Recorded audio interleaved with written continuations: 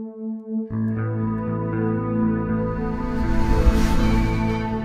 think that he is frustrated, like I am and like so many others, to see stories come out that are patently false, to see narratives that are wrong, to see quote-unquote fake news. When you see stories get perpetrated that are absolutely false, that are not based in fact, that is troubling. And he's rightly concerned. Can you give an example of fake news, Sean? Yeah, absolutely, Jim. I'll give you an example. Please. Sure. Friday, the president was having a great discussion at the G7. And someone from the BBC and ultimately an incoming reporter from the New York Times retweeted that the president was being rude by disrespecting the Italian prime minister. And when in fact you all in every one of the meetings that we sit in watch the president with that one earpiece that's been used by other presidents. And yet the president did a great job at NATO, building stronger bonds at the G7, increasing America's presence around the world. And that's the kind of thing that the BBC and ultimately the reporter who's now joining the New York Times push out and perpetuate with no apology. What, you're shaking your head, Peter. I mean, it's true. You did it. No, I'm answering Jim's, but I think, but I guess that's, make mistakes. No, but that's not. But that's just fake. That is a fake. That is a newspaper. Your trip was all over the front page. You're making something out of one tweet instead of the.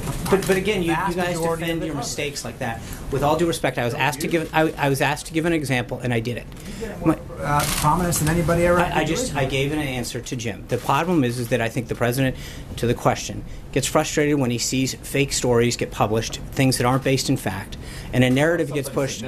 That's just so. That's just, well, with all due respect, I think when you see instances like that get perpetrated over and over again, that is frustrating. I'm not here. I didn't come here with a list of things, but I think that there's well, thank you. I appreciate it. What you get to decide what's big and what's not. I think there's a lot of the stuff that has gotten pushed out based on unnamed, unaccountable sources that is very troubling. And I think when you see the same kind of thing happen over and over again, it is concerning. And I think the president has fought very hard to bring back jobs. You, as I mentioned, you had over $500 billion of investment that's coming in that's going to grow jobs, grow our economy.